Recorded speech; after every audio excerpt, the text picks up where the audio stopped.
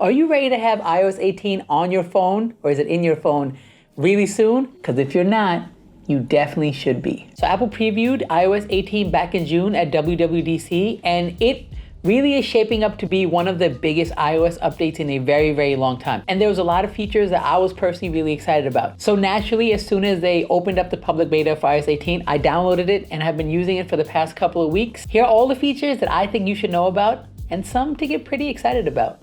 First and foremost, one of the biggest things that's coming in iOS 18 is Apple Intelligence, aka AI, but the public beta does not have any of these features in it, so I was not able to test any of those out. Moving on, I think the theme for iOS 18 is customization and Apple finally allowing you to have some control over your phone. And I say that because one of the biggest things they did is finally allow people to actually customize their home screen. Before, Apple did not allow you to disrespect their grid. You had to follow the grid. Doesn't matter what you wanted to do, but that's not true anymore because you could take an icon and move it here or back here and have a big gap in the middle. Or like I did here, I have a bunch of icons on the bottom that I wanted, have a big gap in the middle and move the rest of them on top. So the next big thing about customization of your home screen is this. So you hold down screen, you go to edit, and then go to customize, and now you have this option on the bottom. So you can have your icons either be in light mode or dark mode or automatic.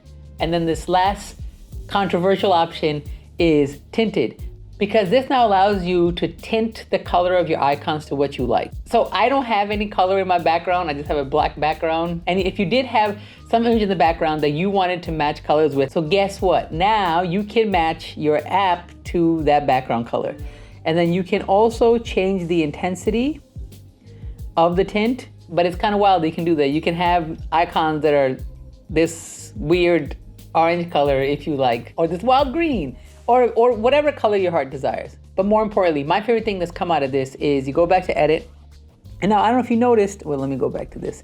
I don't know if you noticed that my icons seem a little bit bigger and they don't have the text underneath. So this is how the icons used to look. You would have the icons and you would have the text underneath it. And honestly, I never understood why we needed to know the name of the icon. For the most part, you know what app it is. So it's kind of cool that they added this option where you can make the icons larger and then remove the text. To me, that just looks so much cleaner and prettier. But that's really the big stuff for your home screen customization. The next thing is all about Control Center. The Control Center now is much more robust. You have a lot more options, and like the theme of this thing, you can customize it. So if you see on the side now, you have a couple of pages. You have your favorites, music, and all your connections. I personally don't know how much I'll be using the other pages, but I do like the fact that you have more customization in the main page and more options to put things into the main page. Now you can go in here, and for certain apps, you can resize the little control, make it bigger or smaller.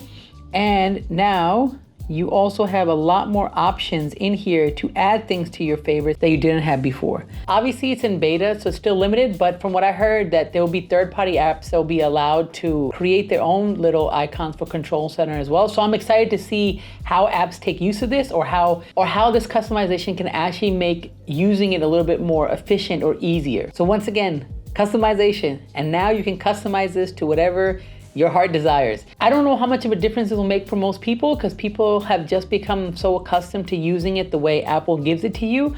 But I would highly suggest you play around with these things. Just try things out and see if there is maybe another way you might like the way things are arranged or the way things look. So try it, you might like it. Since we're on the Control Center, one thing I like to mention is the new flashlight. Flashlight has gotten a big update. So as you can see now, you can turn your flashlight on, so you can increase or decrease the intensity using this toggle now. Not only that, you can actually also control the direction of the beam. So you can have a more narrow beam or a wider beam. That's one thing that Apple does really well. I think the details in the animations, I think they actually nail. The way this feels great. Even the way this animation looks, I feel like they did a great job with it. But yeah, new flashlight and new controls for your flashlight. Speaking of animations, this other little subtle thing that they added now, I really like a lot. Now the buttons on the side actually cause an animation inside the screen. So if you look here, if you move the volume up, you see that subtle little bump. If you move the volume down, there's a little bump. If you press and hold this, Siri comes up, I don't need her. but there's an animation here. It's really cool to see that subtle animation in.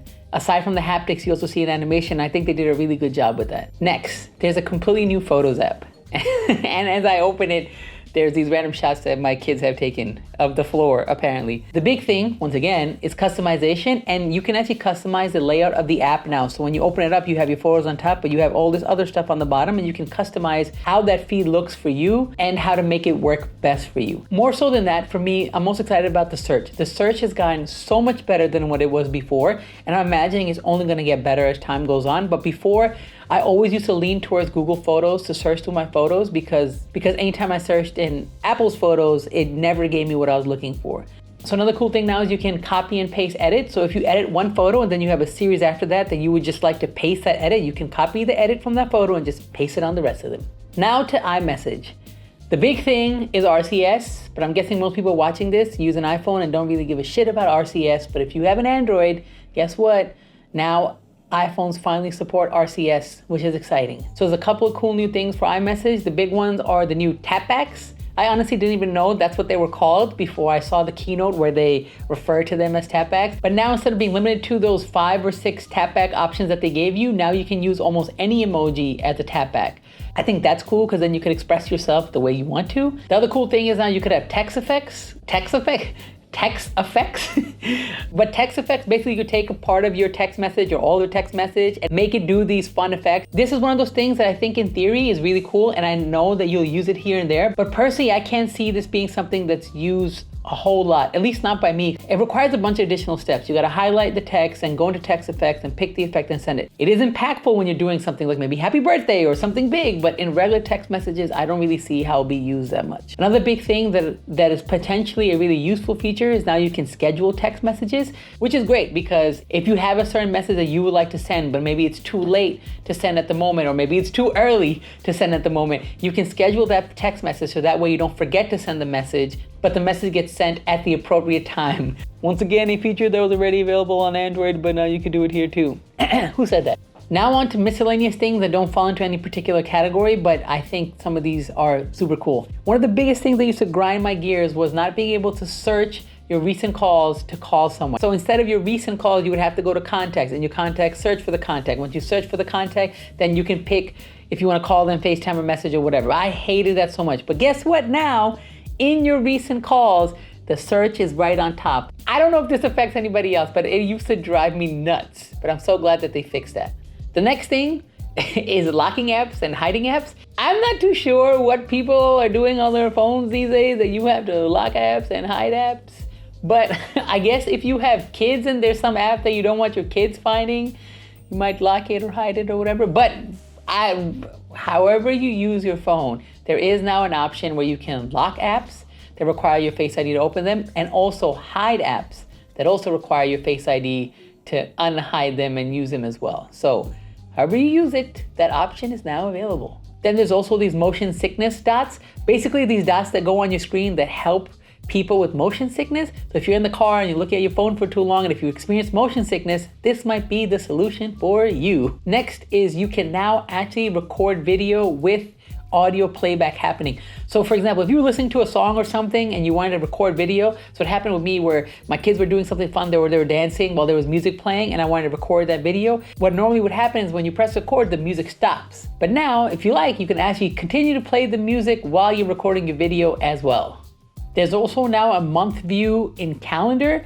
I don't know why this doesn't exist before. I don't really use Apple calendars. I use Google calendars. I never had that problem, but I do understand how that could be a frustration if you can't see your full month view with your appointment and stuff listed in it in the calendar app. But guess what? They fixed it. There's just so much other new stuff coming into iOS 18 that I haven't gone into details with, but some of the stuff I'll list off and you can look it up if you're interested in. So first is eye tracking. So just like what they do in the Vision Pro where they use your eyes to track and then you can navigate the Vision Pro iOS. So that same technology is coming to your phone where you can use your eyes to actually navigate your phone. The other one is music haptics. So basically your phone is gonna vibrate to the music. There's also now a custom charging limit. So you can go into the battery section of your settings and go into charging and you can set a custom limit that you want the battery to charge whenever you put it on the charger, especially with Apple's charging and battery issues in the past. So I'm hoping this helps keep your battery last much longer. See, a lot of it is just about customization and control, giving it back to us. Well, that's it. Those are the updates that I wanted to highlight. There are so many more updates that are coming into iOS 18 that I didn't get to highlight here.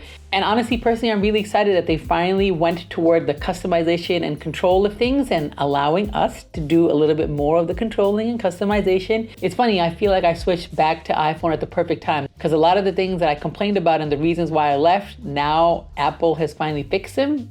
See, this is why competition is good. Now, both of the operating systems had certain features that made them different. I like the fact that they're getting closer and closer to one another because that means now we're getting more and more features that both of them will have. So that way, as a consumer, we have the most options. So I am excited about what Apple is doing here, and I'm excited about iOS 18. I've only been using the beta, and obviously beta softwares can sometimes have little bugs or whatever, but I am really excited to soon try the full public beta. Also, while recording this video, I just saw the announcement that the Apple event officially is September 9th. So that's where they're gonna drop the new iPhones and who knows what else. I'm really excited to see how iPhone 16 is gonna be different, especially with all the Apple Intelligence features that's coming. Stay tuned for all of that. But as always, thank you so much for watching, and I'll see you guys really soon. Okay, bye.